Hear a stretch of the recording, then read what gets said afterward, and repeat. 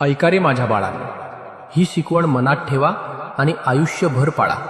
यातूनच खरा आनंद आणि शांती मिळते. 1. श्रद्धा आणि नामस्मरण. संकट ही आयुष्याचा भाग आहेत. संकट आली की देव विसरू नका. माझं नामस्मरण करा आणि श्रद्धा ठेवा.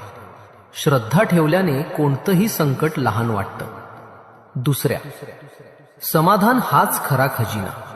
धनदौलत क्षणात येते जात असते, पण ज्याच्या मनात समाधान आहे तोच खरा श्रीमंत आहे. समाधान हीच खरी संपत्ती आहे. 3. भक्ती मनातली असते. फक्त मंदिरात जाणं म्हणजे भक्ती नाही.